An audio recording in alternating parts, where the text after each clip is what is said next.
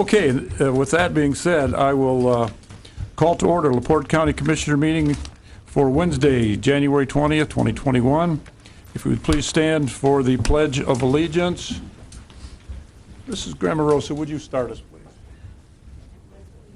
To the flag of the United States of America and to the republic for which it stands, one nation, under God, indivisible, with liberty and justice for all. Thank you. Roll call, please. Commissioner Matias. Present. Commissioner Haney. Present. Commissioner Brzezinski. Present. All three commissioners present. Thank you. have a quorum. Consider the agenda. Mr. President, I have a couple of things. I'd like to add a motion for reconsideration on certain board liaison positions, and I'd like that to be added under old business. Old business. Okay. And then secondly, I'd like to add a request for permission to approach the council by Mr.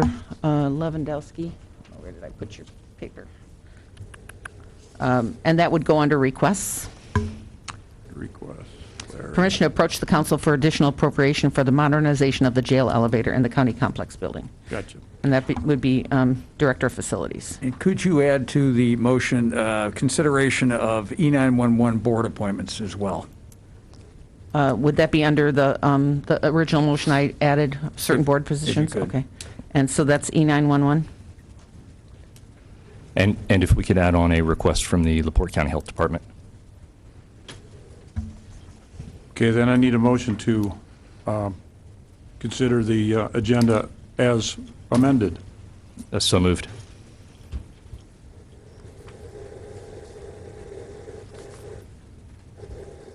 Support. Sorry. All in favor of that motion, say aye. Aye. Anyone opposed? Oh, this is the 911 board. Okay, very good. Okay. Very good. Consider approval of the January 6, 2021 minutes. Move to approve. Second. Any question? All in favor, say aye. Aye. Anyone opposed? Thank you. Consideration of claims. Commissioners, you have payroll. We have payroll ending the period January 15th, 2021 in the amount of $1,473,404.80.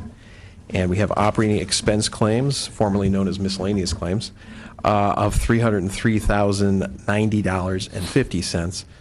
I will note that your payroll is higher than it would normally be because the $500 health insurance amount is in that pay period, which is over $200,000 roughly, so you'd be closer to $1.2 million if it weren't for that amount for the record. Would entertain a motion. So moved. Support.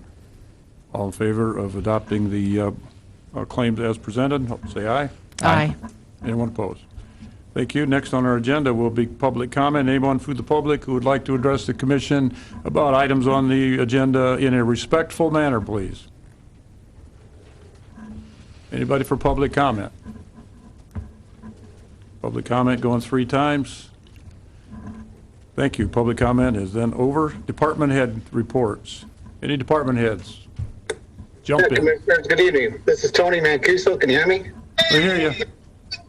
Okay, I have Danielle Glasgow on with me. She's going to give us an up-to-date on what's going on in the vaccine clinics at the community building. So, Danielle, if you're there, take it away. Hello. There she is. Hi, Danielle. Hi. This is Danielle Glasgow, Emergency Preparedness Coordinator, LaPorte County Health Department. Tony asked me to give you a little brief update. The clinic is going well out at the fairgrounds. Everything's ran smooth. Wonderful team camaraderie with all departments to get us up and going, so we've been very grateful. We have done approximately 85 vaccinations per day this last week that we have completed the first initial wave.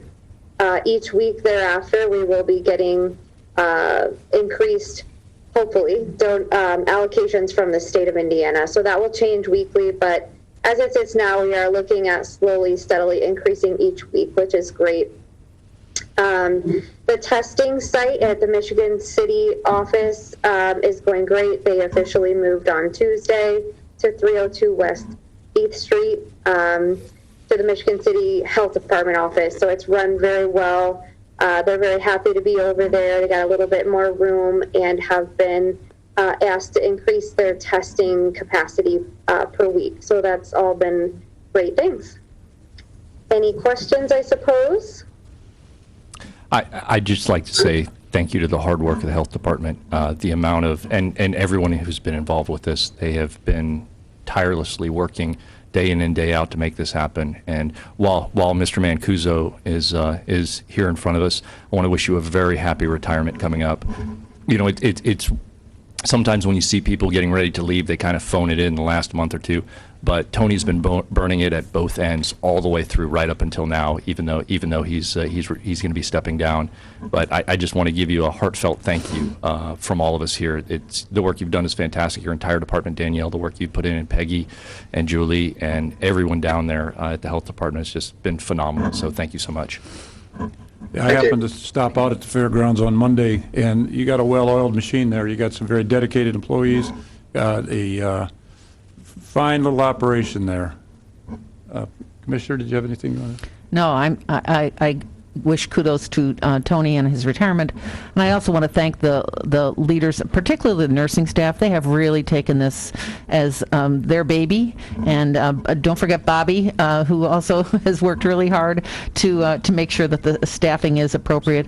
And I know that nurses are around the clock making sure that the vaccines that we receive are distributed as quickly as possible. So, Danielle, if you could just spend a moment talking a little bit about the reservation system and any advice you might have, because I'm hearing from constituents who are older and they're frustrated, and so you talk to the health department every day, and could you give us the latest, greatest? I know that they're talking about expanding to lots of sites. I know the federal government, with our new president, is saying, you know, we need to have vaccine sites that are mobile. We need to mobilize retired health workers. We need to make sure the Walgreens and CVS and grocery stores have vaccines. So what are you hearing here from the state of Indiana that can give people hope that while they may be on hold for a long time, help is on the way, I guess?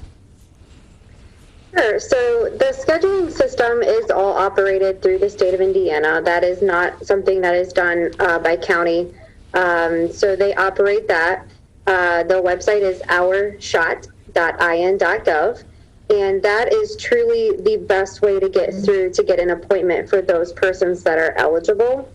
You can also call 211. However, as we all know and have heard, there can be a little bit of a long delay in getting through to 211. There has been a little bit of delay on the website as well, but again, it's just been opened up to new tiers of people within the last week. So a lot of people in the state of Indiana are flooding to those two avenues. I can tell you that, as I said before, the state is very well impressed with our location. They're very impressed with, again, how things have ran out there, and that we are getting the vaccinations in arms following that tier system exactly how they have outlined. So we've gotten great reviews in that aspect. They continue to work with us on expansion to be able to accept more vaccination. So we're all hopeful that in the next couple weeks we'll be able to really, really ramp up how many people we can get through that site. So that's hope for number one. Number two is that they're also putting into place next week will be vaccinations available at many sites across the state, including Walmart, Meijer, and Kroger's. I'm not sure if our local ones are involved in that first initial push, but they are really doing the best they can to really reach out to those individuals and make it more readily available. In addition to that, they are working with mobile units per district. District 1 is our district up here. There will be a mobile unit in Lake County and Porter County, and we're hopeful that then LaPorte County will also get one in the near future as well to also help push out vaccines. That'd be great. There are plans in place. We're kind of on standby for those individuals that are homebound, but I do know that works are in place in regards to that, and discussions are being had and how we can help facilitate that. So there's lots of hope around the corner to increase the capacity and the amount of people we can get through and get vaccinated here in the near future. Again, the website is ran through the state. That's out of our control. As issues do arise, though, we do notify them immediately that, hey, this is an issue we're having. We need to get this solved as fast as we can to help facilitate that. So I think it's kind of leveled out. Our clinic is packed full. Every appointment slot is filled. If there's a cancellation, there's immediately somebody stepping in within the system instantaneously to fill that. So we have been very pleased with the amount of people being receptive to the vaccine as well. So we're very hopeful. Expansion is already underway and being discussed on our end, and plans to make that happen as smoothly as possible. Thank you, Danielle. That's really helpful. Gives people hope. Yeah, thank you very much. One last thing. Over the last 4 years, I know there've been several times when I've had to call Tony for various issues. Tony's always come through. The only thing he hasn't been able to figure out is how to make the Bears win more games. But I wish you a great retirement. And we've already decided that just as you're retired doesn't mean we still can't play golf this summer, and we'll suffer through the Bears again next year. So thanks, Tony, for all you do and all you have done. Thank you. Thank you, I'd wait for the Bears to give me a call to be a coach, and I got that call yet, so. That would be something you could do in your retirement, is maybe get on the coaching I wouldn't staff. mind that one bit. That'd be fun. That'd be good. Excellent. If you don't, one more thing, Tony, while you're here, I had added this on under request, but perhaps while you're here, if it's amenable to the board, the letter that was sent out today, I don't know if you would like to address that now while you're on, since you're here, if you'd like to stick around for requests, whatever's more convenient for you, because I know you're busy. Yeah, sure. Basically, at the health board meeting last night, I mentioned to the board previously that the health department has never had a commissioner as a liaison. I don't know why. I just never asked. So I told the board it'd be nice if we had one, because the commissioners need to be involved in what we're doing, and commissioners don't know. In the council we do. Mike's our for the county council. He's our liaison, so he knows what's going on. But we never had a commissioner, so I asked the board that if we could send a letter saying let's have a commissioner be a liaison and be able to attend the board meetings, because then they can see when we give our reports quarterly, what the health department actually does. So the board last night asked me if I would write a letter, which I did, asking if Mr. Joe Henley would be the liaison for the Board of Health. So I wrote that letter today, and they figured they would recommend. No, I'm not saying recommend. They would like to have you there as a liaison for us. Thank you, Tony. I really appreciate Because I told them how you've been showing interest at the site. You've been at the community building every day almost, helping us out and everything. That's great. So I let the commissioner, the board know that that'd be great to have you as a liaison. So they just wrote the letter, had me write the letter to recommend you or suggest you. Thank you. Do you have any other department Tony. heads? Any other department head reports? Going 3 times. Commissioner, the department head reports will be over. Requests, we have a request here to consider permission to approach the council for additional appropriation for the modernization of the jail elevator in the county complex building. Larry Lewandowski, Director of Facilities. Good evening, Commissioners. Larry Lewandowski, Director of Facilities. A couple months ago, we had the south elevator go down in the jail. It's an elevator that actually operates for the kitchen, laundry, and so forth. We brought in Otis Elevator. The parts for that elevator are no longer available. They have to actually be remade to do anything with that. So they've recommended to do a remodernization of it. The remodernization for Otis to do that is $175,000. We'd like permission to approach council for that so we can get these elevators back up and going in the jail. Commissioners, any questions or comments? No, this is we definitely need this. It's not a joke. This is impacting so many parts of our operation. So I move to adopt the request to send Mr. Lewandowski to the county council for this financial request. Absolutely. I spent time speaking with you about this as well as the sheriff. This is something that needs immediate addressment. I second. We have a motion and then a second. All in favor, say aye. Aye. Anyone opposed? Thank you, Larry. Thank you. Had your ups and downs there, I see. But Yeah. Any other department heads? Oh, wait, we did We're that. on the Okay. request, yeah. We're right on past that. Consider 58 and a half unused sick leave days for Dennis Orr, who's retiring. Eric Stallworth. Yes. Hi, good afternoon. Erica Stallworth, Executive Director of LaPorte County Juvenile Services Center.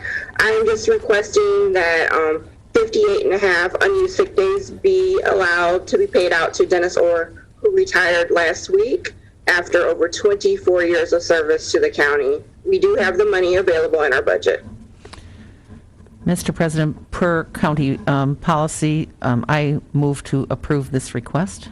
Second. We have a motion and a second. Congratulations to Dennis Orr for a great job. Yeah, great service. Great service to our county. All in favor of that motion, say aye. Aye. Anyone opposed? Thank you. Thank you, Erica. Next. Thank you. Thank you, Erica.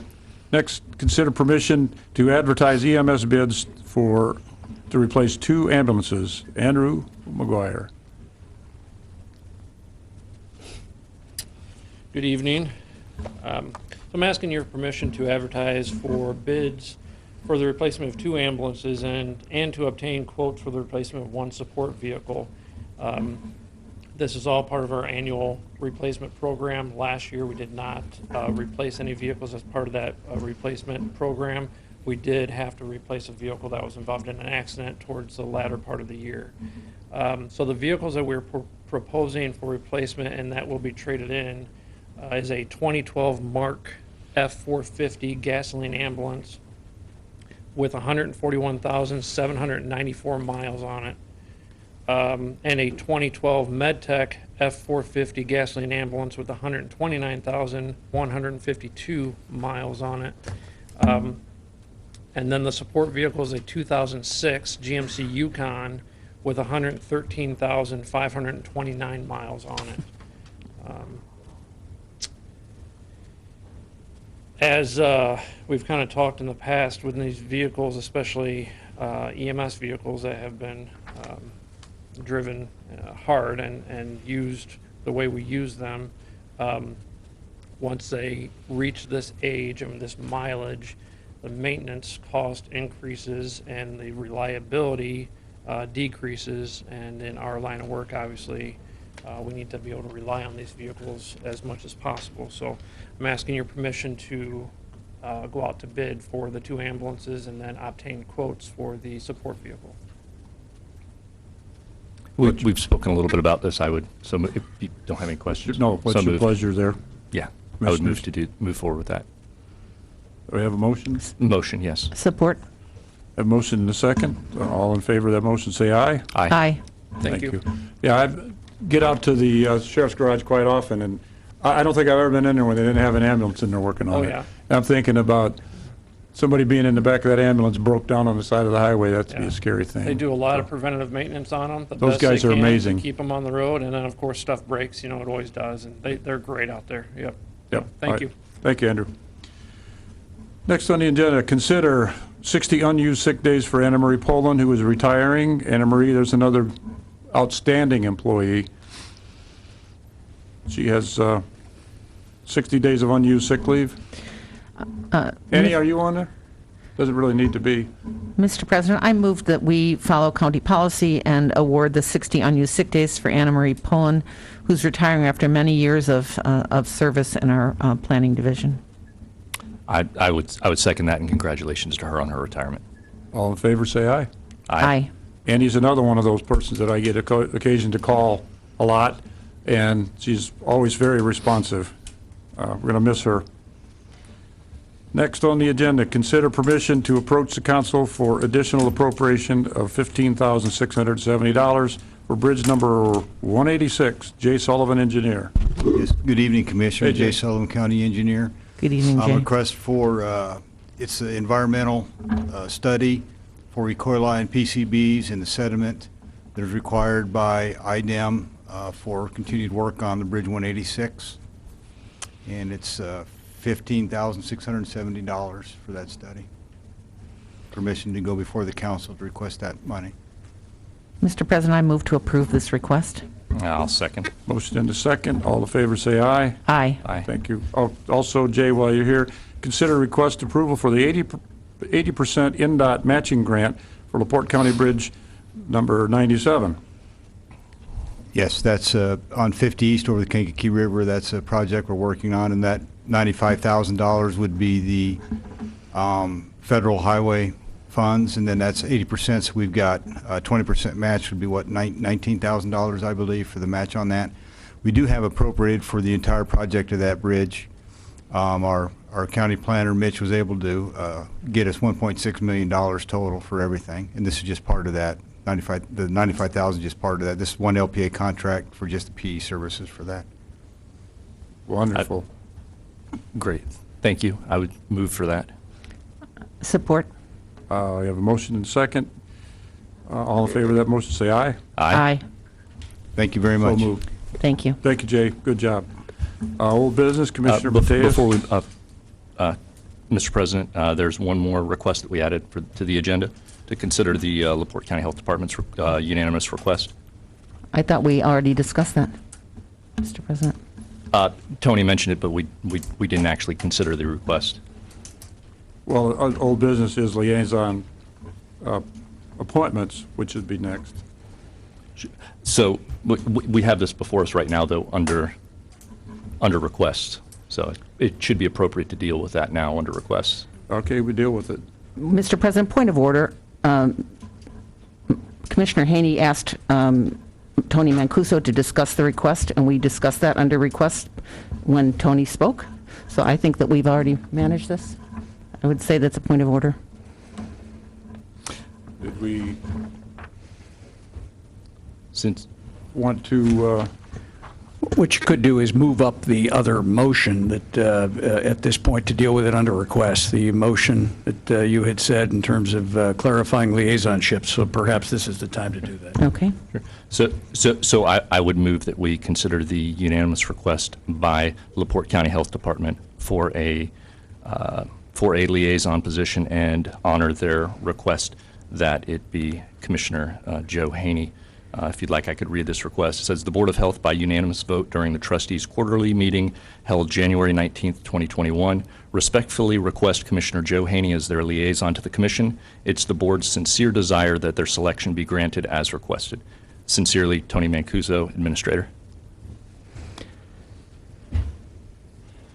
Commissioner, your thoughts?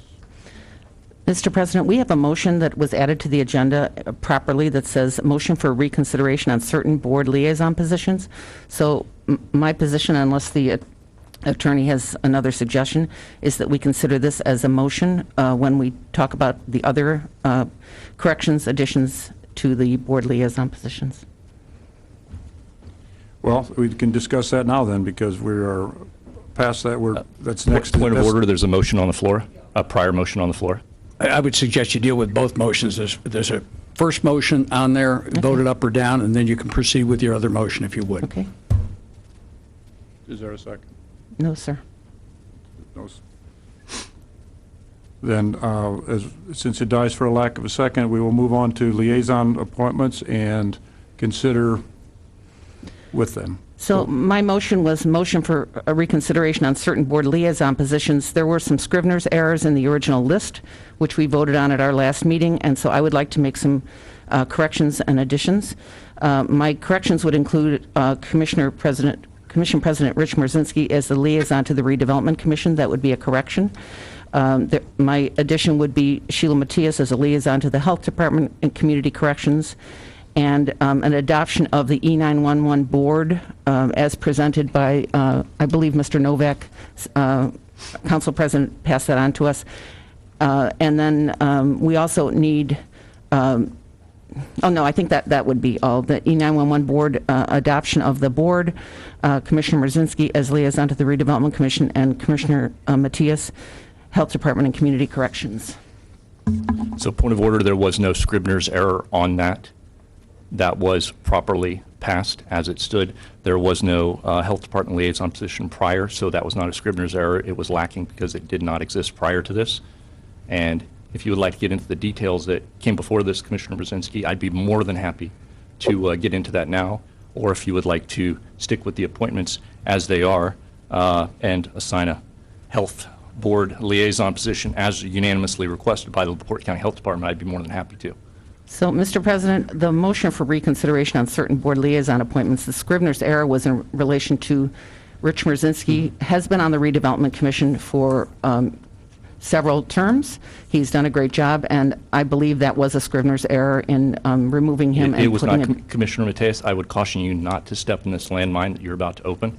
What are you talking about?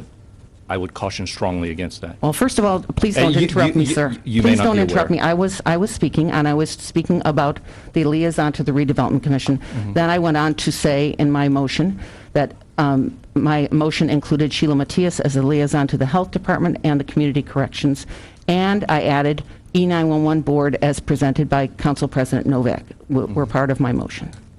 That is all one motion? Yes, sir. Yes. Who is the Scrivener? Who is the Scrivener that acknowledges the mistake? I'll claim a mistake for the RDC. I had been on the RDC when I was on the council and also as a commissioner. And as you know, we have a long list of liaison appointments, and normally, new person takes the liaison appointments for whoever position they filled, which would have been Joe filling for Dr. Cora. We did that. And then after discussing that with members of the RDC, they informed me, reminded me of how many non-disclosure agreements I have signed while being a part of the RDC, and suggested that since I am really in the middle of a lot of negotiations with a lot of economic development projects, even as early as last night and 2 days ago, that they recommended that I stay. And after conversation with them about that, I agreed with them to get back on the RDC where I was, rather than bring in somebody new in the middle of all these projects. That's why that is on our agenda for tonight. If you'd like to take these one at a time. Sure. So you made a motion. And a motion for reconsideration is appropriate at the next subsequent meeting, and that's what's before the board at this point. Sure. So Attorney Friedman, I have a question here about these NDAs. I believe Commissioner Merzinski approached you about some questions about or did you approach him about questions about NDAs? I want to get some clarification on that. Well, there previously were NDAs. That's not really material to the issue before you. You've got a motion of reconsideration. Well, he just made that germane to this conversation by bringing it up. What So I think he's tried to point out, Mr. Haney, is he's been involved in economic development issues out there for the last 15 years. And I believe his intent was to serve as the representative to the Redevelopment Commission. So that's what I'm. I understand that's his intent he's expressing here today. My question to you is, did you discuss any concerns via NDAs with Commissioner Merzinski after the board meeting where I was appointed to the RDC? No, what he's indicated to me is that it was his intent to go on the RDC. I've had prior concerns about NDAs and having elected officials sign them. Sure. What we have done and recommended, Mr. Haney, is that only the officials of the Office of Economic Development sign NDAs. So that's the practice that we have promoted. Were there any concerns when Commissioner Cora replaced Commissioner Brzezinski 2 years ago? Of what? Of NDAs? Of I have NDAs and replacing. Mr. Haney, I've consistently recommended that elected officials not be required to sign NDAs. What we have asked is that those be confined strictly to the staff members of the Office of Economic Development. What I think the point he's tried to make is that as part of the NDAs, he's been part of the negotiations with various prospective developers out there for a number of years. And so I think that's the point he's sought to make. Did you have a conversation with him about NDAs and specifically me on the RDC around the time of the last meeting when I was appointed? Not at that time. What I think he's made clear tonight is that the list that was presented had an error on it, in that he was not listed as the representative. So, and I want to get this clear because after the meeting, Commissioner Mrzinski came into my office and he approached me, and this may be some concern for your office as your name was invoked. And he said that I have to take you off the RDC. I asked why. He said there's some NDAs. I asked some of these questions we still had. And I said, well, I'm familiar with my line of work. I sign a lot of NDAs for a lot of the consulting that I do. And he said, well, Shaw wants you off. Those are the exact words he used to me. No, I'll correct you on that. I also mentioned that I had talked to other members of the RDC who have also made it known to me that it had nothing to do with you, taking you off. It had nothing to do with you. It had to do with me. They wanted to make sure that I remain on that, since I am in the middle of negotiations, several. So I'm clear. You never said to Commissioner Mrzinski that you wanted me off the RDC. No, I've said that Okay. it's been beneficial. I was surprised by the appointment, and it's surprised that it was that it even occurred, because Mr. Mrzinski's been involved with economic development issues at KIP for the last 13 years. You've been involved 13 days. So yes, there is a Exactly. benefit to having Mr. Mrzinski continue on with economic So, development. Mr. President. I can see may that I in just- order, and I'd like to go further with that, because there was, last Friday, I was invited to a breakfast by Commissioner Mrzinski, where Joe Corr and someone else was there, and I declined the invite because of obviously concerns about open door law violations, after which Commissioner Mrzinski told me, quote, Joe Corr wanted me replaced on the RDC and for Mr. Mrzinski to be put on. The concerns I have here is that either Commissioner Mrzinski is not being forthright in the information he's relaying, or there is undue influence being placed upon Commissioner Mrzinski from either the names that he's been invoking. And again, I don't know, because I was not privy Mr. to any Haney, let's conversations you assume two the may very have had. best. You know what? Let's assume the very best. Let's not start out the year questioning others' motives or sincerity. I'm simply relaying the words that I were know, espoused to me but you know by what? Commissioner Mrzinski. You're relatively new to things in terms of economic development. You've gotten various liaisonships assigned by the commission. There's a motion pending in front of the board, and I would suggest procedurally you vote it up or down at this point. So, Mr. President, I just have a few comments. I can't refrain. So most people know that Mr. Mrzinski and I have not always seen eye to eye on a lot of things over the last couple of years. But here's what I will tell you we see eye to eye on. He's done a really good job on the Redevelopment Commission. And when I got my list of appointments, the documents that we had begun to agree on, I was surprised when I saw that he wasn't going to have the Redevelopment Commission. He's done a good job. KIP is close to his heart.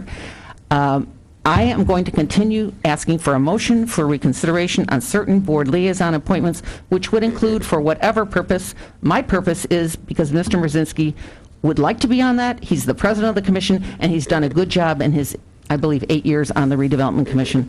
So I'm not a big person on coming in front of a meeting where the public is listening and accusing people of different things. I just don't think that that's kosher. If we want to have a conversation offline about differences in opinion, that's great, but that really is not pertinent to my, pertaining to my motion. I asked for a motion for reconsideration on certain board liaison appointments. There were some things that were exceptions, like we always approve the E911 board at our organizational meeting. We always have community corrections on our list. Those were omitted for whoever was to be blamed for that. I'm not a big blame game person, so my motion stands. Rich Mrzinski, requesting Rich Mrzinski to be placed on the Redevelopment Commission, Commissioner Matias as the liaison to the Health Department and Community Corrections, and the E911 Board to be adopted with the list that Council President Novak gave us. Chair will second your motion. All in favor, say aye. Aye. I think it's ridiculous All opposed? Thank you. ridiculous to ignore the unanimous request by the LaPorte County Health Board on this issue. So, This Mr. is a President, I would like unanimous to request speak. by the entire board. Mr. President, I would like to speak to that. Historically, boards appoint, the Board of Commission or the mayor in the position of the cities ask for people to serve on boards and commissions. It is certainly highly irregular that a board would be requested to send a letter requesting a certain member of the commission. They do I'm this of their sorry. own volition. Excuse me, Mr. Haney, I'm speaking, and I really don't appreciate you continuing to interrupt me. So regarding public health, as a former public school teacher, a mother of 6, and a grandmother, public health has been close to my heart for the almost 30 years I've been involved in public life. Community health and quality of life is super important to me. We have issues that have not been attended to, in our county. Infant mortality, excuse me, please don't roll your eyes. Prenatal health, nutrition and food insecurity, mental health for children and adolescents, environmental health and geriatric health. Those are issues that I have worked on in my career. Those are issues that I believe, under the new direction at the LaPorte County Health Department, there will be a new administrator, and the board is highly engaged. I think that I would do a really good job on that board, and I appreciate the support of Commissioner Merzinski. Thank you. Thank you. Moving on, under old business, consider additional review of the Marissa Lynch proposed lobbying contract to protect LaPorte County's gaming dollar distribution. I have had conversation with our state representative, Mr. Pressel. Called me and he said, want to know what went on at our last meeting. I said, well, we were rather concerned. We know Marissa does a great job, but we were rather concerned at how much the cost had gone up. And he explained it this way, that, well, number one, we're asking her to jump in, kind of hit the ground running after the session has already started. Number two, most of the counties who enlist her for lobbying pay her year-round, because the lobbying doesn't really stop when the session is over, and we're just going to jump in and hire her for a few months and then be done with her. And so for that, she said she's going to charge more. But the bottom line was the request from Mr. Bohacek and Mr. Pressel both said that the casino lobbyists are very tough, and they want a bigger share of the pie every time they talk about it. He said, we can't do this alone. We need help. We really hope you can reconsider her contract. So that's why it's back on our agenda. So, Mr. President, I move to adopt Marissa Lynch's contract as presented. I think, again, to the point of the county's gaming revenue, this is far too important to our community to make a mistake, so I make that motion. we have a motion on the floor to accept that. Is there a second? I think this should have been dealt with prior, at least a month or two ago, to set this up so she could have hit the ground running in January if it was, and then sent before the commission so they could take this out of Riverboat Gaming with that. I have nothing more to add. Did you second that or not? I did not. I did then. I'll second the motion. All in favor, say aye. Aye. All opposed? 2-1. Discuss potential reopening of county buildings.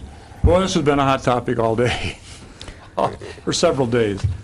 We have, all three of us, commissioners, have talked with other department heads. There's a report that Commissioner Sheila put together. Yeah. Pretty much 100% of these people said, do not open, that we're still in the red, we don't want to open. But when you talk to the building commission or the health board, you know, they're upstairs in this building. When somebody comes to make an appointment, they have to come down, because the elevators are locked and the doors are locked. So they have to come downstairs to the elevator and either take them up in the elevator or conduct their business down here in the hallway. The same in the Hyler building. They will have an appointment. Sometimes they can just conduct their business right in the hallway. Either way, those folks have to leave their office, where now they have plexiglass, they have masks, the customers have masks, you have hand sanitizer, relatively safety, I think. And they have to leave that to come downstairs to conduct their business. So those offices kind of wish to be able to loosen up a little bit, so they don't have to leave their office and come downstairs and meet people face to face.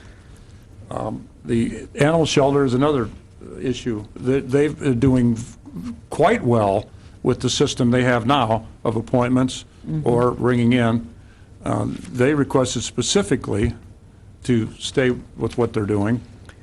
So we kind of got a mixed bag here. There are some departments where it would probably be a good idea if they didn't have to leave the security of their own office. The recorder's office was another one. Says, we've got plexiglass, we've got everything we need. Why do I want to leave here to go downstairs and meet people face to face?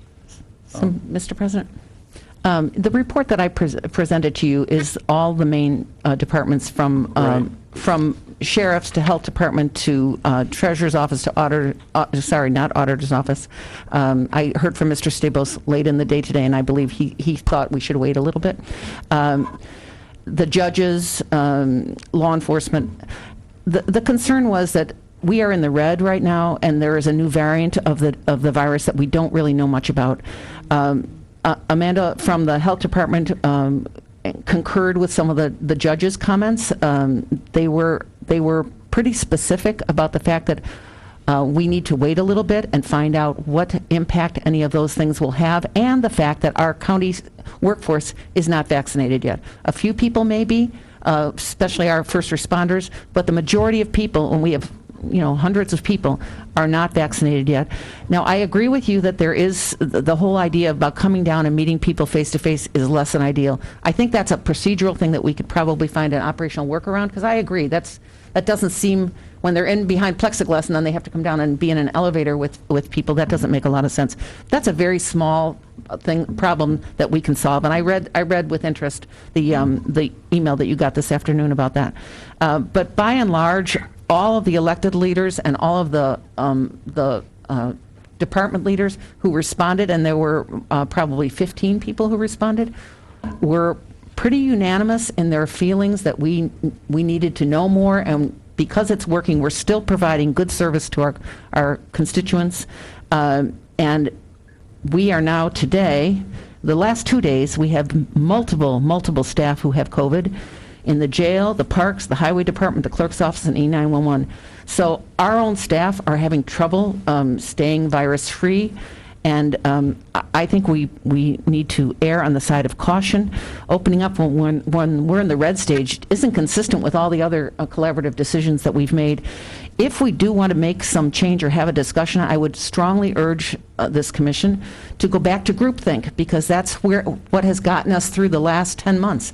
We met as a group, we listened to everyone's concerns, and then we came up with a plan. The courts developed a plan for their buildings, the Hyler building developed a plan, and we did it as a team rather than the commissioners just making a decision that might have some unintended consequences or put the lives of our staff at risk. Many people are worried still, and while it's gone on and on, our numbers are worse than they've ever been. So to me, it seems not wise to change our direction at this point. I think it'd be fair to say that if we're going to make a decision for all the buildings, that we need to put it off for a while. You're right. We can work through the procedural issues there. Maybe bring it up for discussion in a month, maybe toward our second meeting of February, perhaps. And in the meantime, see what our status is as far as whether we're still red or orange or whatever. What do you think, Mr. Haney? I think we do definitely have some, being here on the ground every day, seeing the number of employees who have to come out from behind their glass partitions and go to the doors. When they're opening the doors, it's cold outside. You have people who are 70 and 80 years old that are coming in for appointments that are standing outside in 19, 20-degree weather some days, waiting for someone to come down and get them to let them in. When they open the door, they have to confirm who they are before they let them in the door. And we have people with less than an arm's reach from each other. So we know one of the best ways to prevent the spread, since it is highly transmissible via air, is at least a 6-foot distance. So we are vastly compromising that. When we look in the other buildings here for elevators, for example, in the building we're in now, we have people from those departments have to come down. They have to get them, and then they take them up in an elevator ride together. So then they're trapped, loosely use the word trapped in the elevator with them on the ride up. And again, they're coming in and out. So procedurally, we definitely have to address that. My thought would be that we continue our appointment-based system, but have some sort of ability for folks who are coming in for appointments to be able to enter the building without having to send people down to ride in elevators with them and to open these doors and not allow them to be stuck out in the cold, so to speak. Mr. President, not being sure exactly where the commission wanted to go, I got with HR Director Mossman on a couple of different possibilities for your order, because as you know, the operations policy expires today. One possibility based on the conversation today would be to continue to maintain the closure through your next meeting, February 3rd, but also to develop a committee which I believe you had talked about, Mr. Mrozinski, to develop, Good idea. if possible, a hybrid opening plan to accommodate offices that can be open to the public in a safe manner while still maintaining closures for those who've indicated concerns about that. So if that be the pleasure of the commission, then you could adopt this particular operations policy to perhaps take you to the next step. That seems like it would make the most sense for now. That was a motion. Yeah, I would, so moved. Support. Good idea. We have a motion and a second then for a committee to come up with a hybrid plan. All in favor, say aye. Aye. All right, thank you very much. As my name was invoked, I'd like to have an opportunity to respond. I'd request. You invoked my name earlier? Sure. If I may. Commissioner Matias, may I ask when your request was sent out? Yesterday. And I was one of the respondents, correct? Yeah, you responded this And afternoon. I heard you say that 15 department heads responded. That means that 35 department heads have not responded yet, correct? I didn't do the About math. 50 department heads, so I think I responded in a reasonable fashion. Sure. Well, I know we heard from all of the judicial branch, and I can understand their concern where you're in a courtroom with people. Yeah, it's going to take a little bit of tweaking here on the system, but I think that would be best to try to give some relief to the departments that are right now being forced to leave their office and go to talk to somebody. I think we can do that, and I've reached out to a couple of department heads already, and they've responded right away, so I think we're going to be fine. Give me something to do in my spare time. New business. Consider contract renewal for Tony Rodriguez as Director of Office of Community and Economic Development. I would We've all seen Yeah. the contract. I would move that we approve the contract as presented. Sure. Tony, if you would, you just give us a brief update moving forward, so at least the people know what we're voting on, part of why we're doing what we're doing here tonight.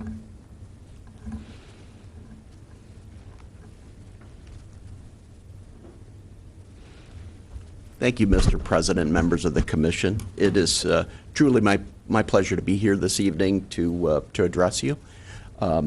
I do have, the only reason I didn't go ahead and redistribute, I believe you have received a copy of the 2020 annual report. It's comprehensive, and it would be overkill for me to regurgitate a lot of that. It's an exciting time. It's also one of the most challenging times that everyone working from the manufacturing sectors to the transportation logistics sectors, the healthcare industry, law enforcement, everyone that is engaging with the public is being faced with challenges that question everything they do on a daily basis. The only reason I'm even bringing this point up, Commissioner, is it has opened a door of opportunity for LaPorte County that is quite unique, something I've never seen. A lot in the United States quite frankly, had written manufacturing opportunities for growth in the United States off just about completely, knowing that the costs of labor overseas are so dramatically different. This pandemic has mandated that manufacturers look to reduce their risk on getting to market. And it's opened doors to manufacturers now looking in the United States again aggressively. And it's an exciting time. It's created opportunities that I didn't believe we'd see again at the level that we're seeing them. The state of Indiana is known for its conservative, business-friendly environment, and that bodes well. We have some neighboring states that struggle with completely different financial pictures. Indiana is in a much different setting. The only reason I'm mentioning this is it's creating opportunities that I believe. I used to keep a poster on the wall in my office that said, "Blessed is the community that has its homework done before the prospect arrives." And we try to institute that policy in our office every day, which is being ready, because when the phone rings, if you're not ready, it's too late. And today it's not the phone ringing any longer, it's an email, And the response time is typically not 3 days to a week. It's 3 minutes, 2 minutes. If you can hit it right back, you've got a communication line open. That's what sets you apart. And I shouldn't be giving away the secrets, but it's exciting, and it's quite frankly, it's exciting for me to be standing here talking about these opportunities because they're real and they're genuine, and some of which are highlighted as success in the results of 2020. So I had prepared comments that were exactly 3 minutes because I know we talked about keeping it to 3 minutes. I haven't referred to those notes because it is a time of change. It's a time of looking at what remains at the top of the list priority in what we do every day, all day.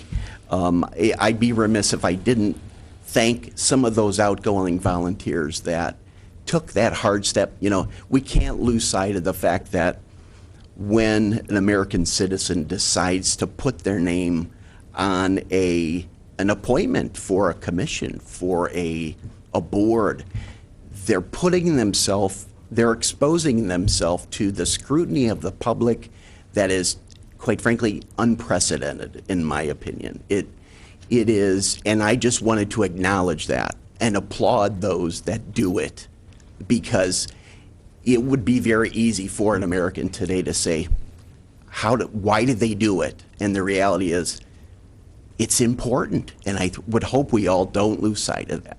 How quite frankly, how important that is. And I wanted to say thank you. Without those volunteers, we wouldn't have gotten 67 small business grant awards out to those small business people that changed their lives. The tears were pouring out of their eyes.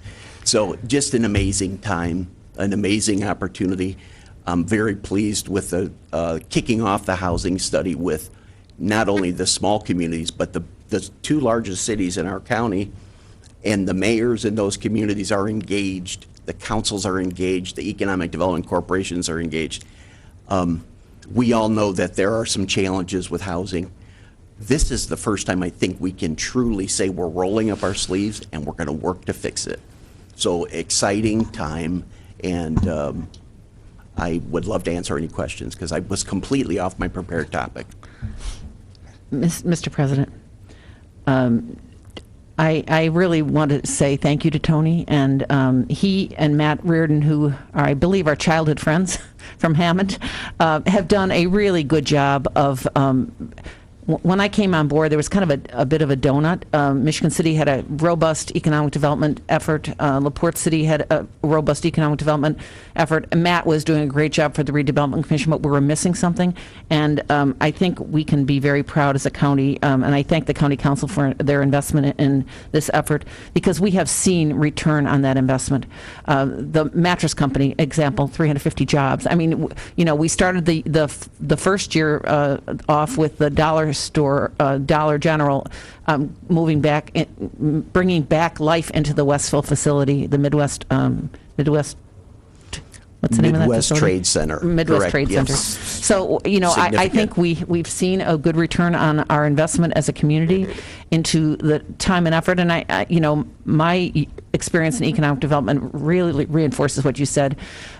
Companies don't care about politics; they care about results. And when they pick up the phone and call, they want somebody that will answer all their questions and get them a package deal without dealing with all the red tape.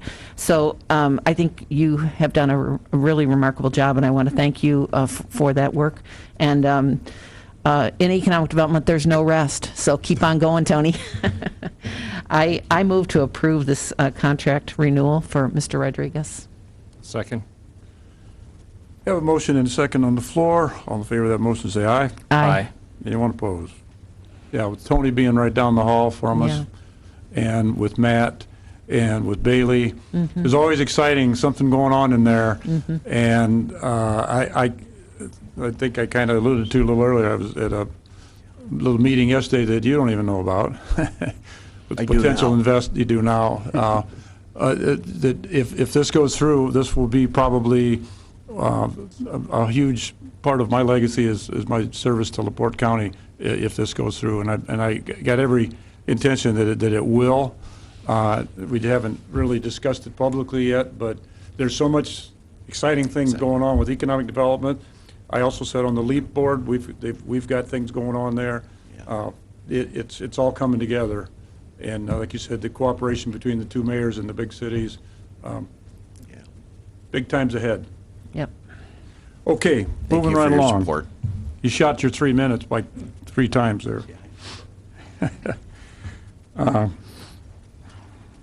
B, consider support for plan to renovate and repurpose the old Community Corrections Building at 500 Monroe Street for facilities, department, offices, and storage. Larry Lewandowski, I know Joe and I have both been in that building. I remember when we moved Community Corrections out of there, we were going to tear it down, but you guys are definitely repurposing it, and it is handy that it's right here. Of course, it's not as big as the Harold Argus building that we let slip away, but it is handy and close, and you guys are doing a great job with it. Yeah, I said I've went through it. We've done some design in it. I believe it will make a good storage facility and a purchasing and distribution area, so we can get a little bit better control. So here this evening, commissioners, to get your support, and with that, if you feel you'd like to move forward with that, get your permission to also approach council for an appropriation of $230,000 to get a building that we already own back to where it should be. I entertain a motion on that. Support. Second. Okay, we have a motion to second. All in favor of that motion, say aye. Aye. Thank you. Thank you, Larry. Thank you. You got your work cut out for you, buddy. Next on the agenda, consider resolution opposing House Bill 1234, which would eliminate responsible bidder ordinances in Indiana. Marcy Kunstek from the Indiana, Illinois, and Iowa Foundation for Fair Contracting. Are you on? She is. Oh, Hey, yeah. Marcy. Hi there, I am. Marcy. Good evening, everyone. Good evening, Commission and Council. Thank you for the opportunity to speak this evening. My name is Marcella Kunstak. I'm a construction analyst for the Indiana, Illinois, and Iowa Foundation for Fair Contracting. We work with many of your local Gold Star contractors and many of your skilled workers. The county adopted an ordinance, a responsible bidder ordinance, I believe it was in 2013, Shaw, is that correct? Or was it 15 perhaps? But needless to say, we have Representative Tor and Miller downstate sponsoring House Bill 1234, which is an effort to eliminate responsible bidder ordinances here in Indiana. So we're just reaching out to officials, and we're encouraging them to reach out and contact everyone downstate in opposition. Our feel is municipalities and counties, et cetera, in Indiana historically have enjoyed the privileges of home rule, and especially in matters intimately related to their taxpayers' interests. And the taxpayers have a substantial interest in the stewardship of their monies. So we feel like this is just a bill that should not even have been proposed. So we are seeking support, and we are very thankful for your consideration and for the resolution. Thank you, Marcy. I think you've probably all had a chance to rehearse this and review it, and I can say that as my 37-and-a-half-year career at NIPSCO, I was a member of the Steelworkers. In fact, I was elected and appointed several offices with Steelworkers. We need to support our organized labor, and I don't understand why some of our legislators from down south just don't get it. But so we have a motion, we have an item on the agenda here. I'll entertain a motion. I move to approve the resolution opposing House Bill 1234, which would eliminate the RBOs in Indiana, which I would agree with Commissioner Mrzinski is a really terrible idea. I think in a lot of cases, home rule makes a lot of sense, and in this instant, I would agree and I would second. We have a motion on the floor and a second. All in favor of that motion, say aye. Aye. Anyone opposed? Thank you. Was there anything else that we added to the agenda, or is that it? I think we got everything. We ran out of it already? Far out. Okay, Commissioner comments. Ladies first. I guess as a commission, I would like to extend our congratulations to our new president, to our new vice president, and hope that our country can heal from some of the division we've experienced. And regardless of what party you're in, it doesn't really matter. We're all Americans together. Many of our families came to this country looking for opportunity, fairness, and respect. And I think those are the guiding values that make our country the remarkable place it is. And I hope everyone joins in bringing good fortune to our country as we move into this next chapter. Thank you. Thank you. Commissioner Haney. Thank you, Mr. President. I know I thanked Tony earlier for his service, but I just wanted to mention again, and thank you to Mr. Mancuso, and wish him a very happy retirement. I've worked closely with him nearly every day for the past 20 days that I've been in office with one issue or another, and he's been literally burning the candle at both ends. I stop by the clinic either in the morning or the afternoon, sometimes midday. He's there. I come by the office here in the health department building. He's here. I have no idea how he manages to transport so quickly between these different sites, but he's really been doing an excellent job. And while we're on that subject, I wanted to talk about everyone else who's been involved in making this clinic, the health department especially, for not just what they've done, but the goalposts constantly keep moving. And one or two of the press releases that we've released have come out really quickly. I think it's important to point out that some of these things, like age changes, the state's literally dropping on us that day, sometimes with mere minutes notice or no notice, and the governor just says it live in a press conference. And what that does is that puts everybody behind the curve, but they've kept up every step of the way. And as far as setting it up, coordinating and working with, setting up between facilities, IT, EMS, the sheriff's department, even highway, getting them out there, and the work they did to kind of get some of the, not just plowing the snow, but getting cones and directions set up, parking signs, all the different things, lighting from facilities, just dropping everything and getting right on some of these things.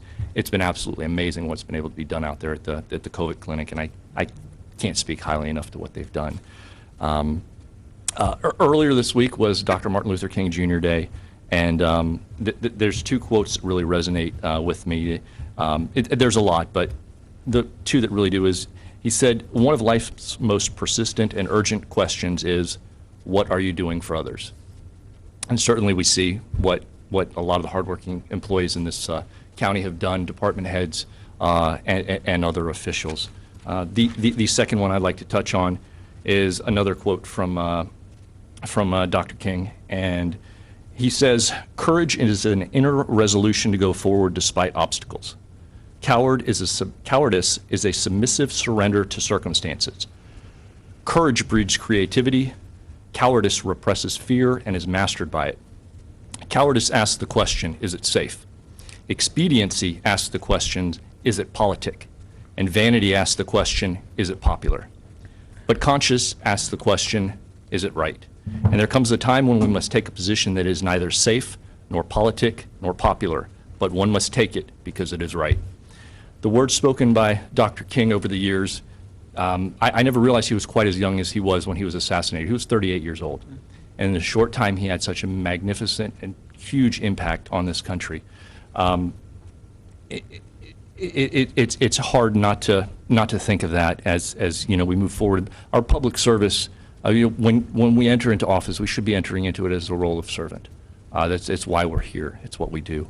And I am worried and I am troubled by some of the things that I've seen for my first 20 days in office. I truly am. I have concerns about undue influences exerting themselves over the power of the commission. And I think we've touched on some of those earlier today. I have no idea if what I'm seeing and what I'm being told is actually from those outside interests, or if it's simply made up out of whole cloth. I don't know, but I think as the days and times move forward and more parties step up for what they've witnessed and seen, we'll see more of that. I do think it's inappropriate to have outside persons influence any decision here in the commission. I don't think that's appropriate. I have concerns about attempted, things that may run afoul of open door laws, and to speak to the hard work of the health department. This letter was not of my own volition. I did not request to be directly appointed, and I certainly didn't request a unanimous request from the health department. I think we've seen that, literally every day I've been on the ground helping and interfacing, and making sure to get everything done that's needed. In the midst of a pandemic, I think it's irresponsible and reckless to ignore a unanimous request from physicians, the public health officer, public health administrator, as well as the other physicians and clinical people who are on that board. I think it's reckless. And while I applaud Commissioner Mateus's desire for some of those things, they weigh close to my heart as well as a father with 3 daughters and previous in the past issue. I certainly, those things are very close to my heart. But for 2 years as president, you had the ability, and the commissions prior to that, to appoint a health department liaison, and for that ball to have been dropped for that many years and come back, I can't help but think it could almost be possibly retaliation for the fact of my calling out some of the curious ways that this RDC appointment was changed. I really have a hard time with that, and well, I think at this point it's best we leave it at that. I would say to everyone moving forward, good luck, keep your heads down, stay safe, and try and be civil. Thank you, Commissioner. Nobody said that you can't continue to stop by the clinic and the health board and help out wherever they might need help. It certainly, nobody would stop you from doing that.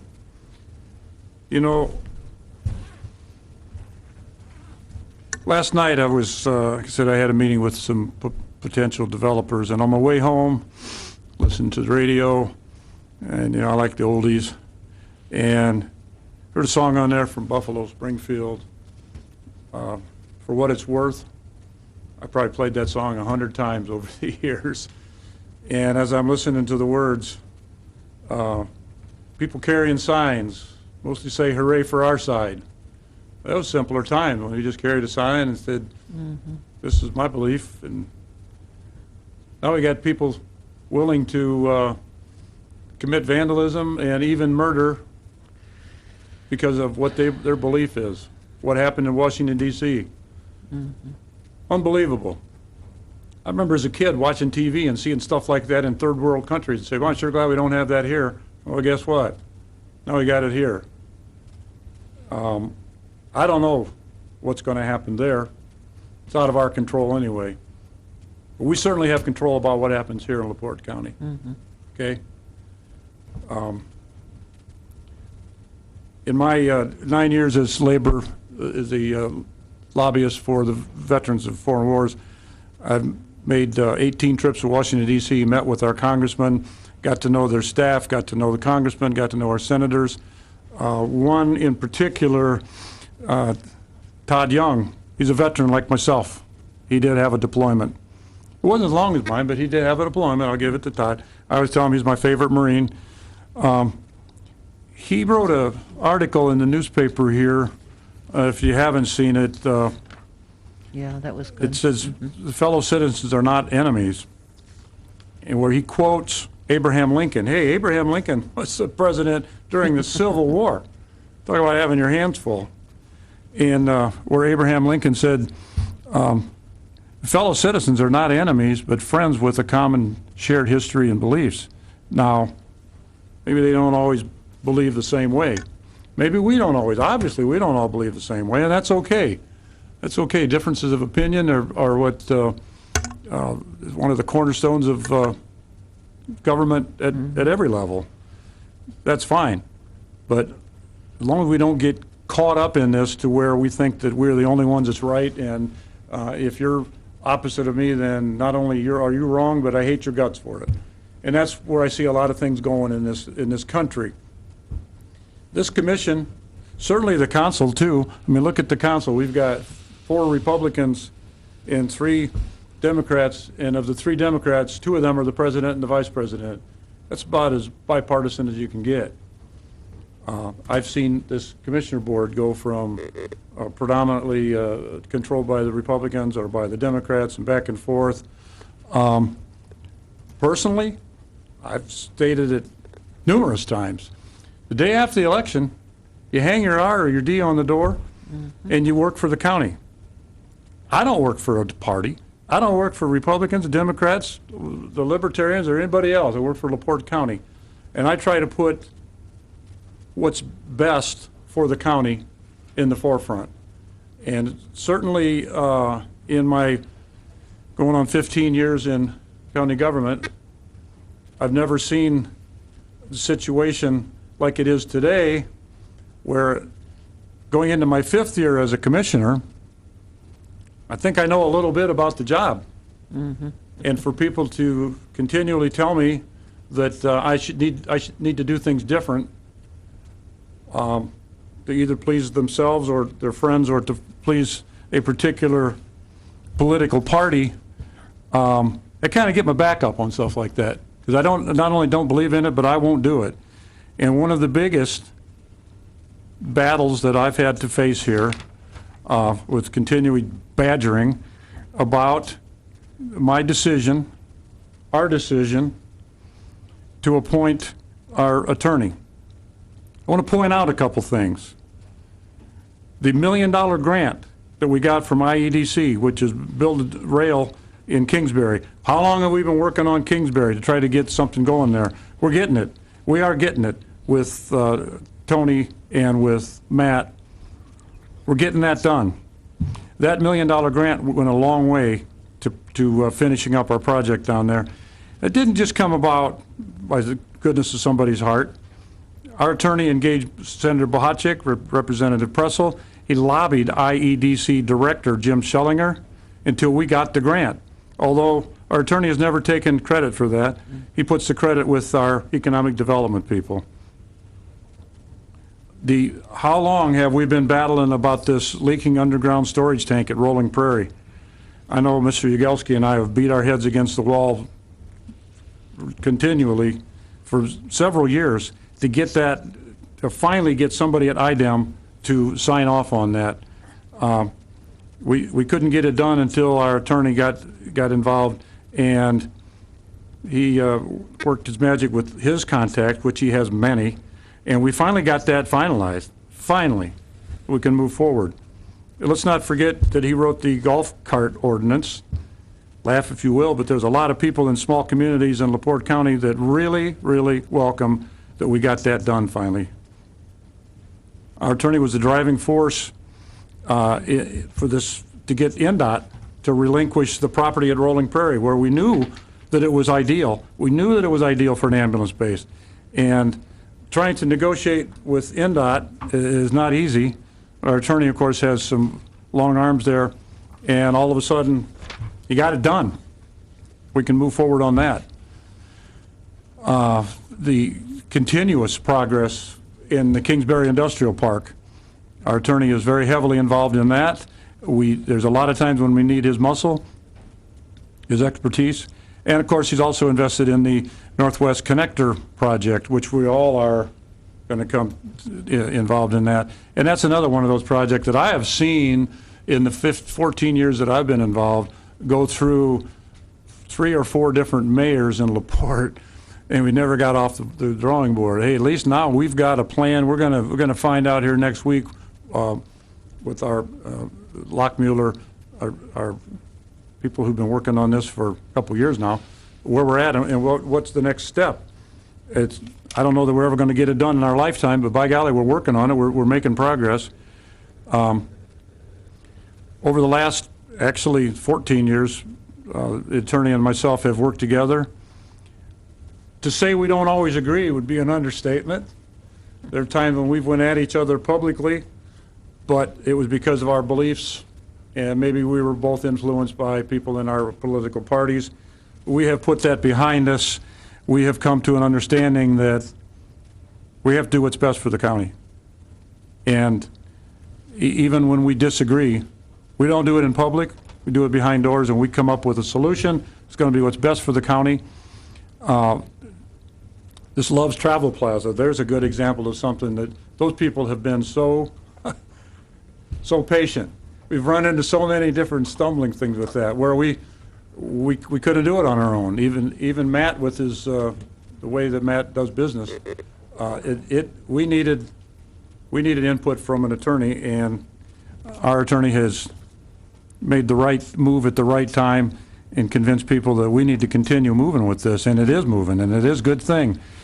The situation at the Brown Mackey and the Michigan City Courthouse, we've got so many projects, the double track, so many projects that we have to deal with.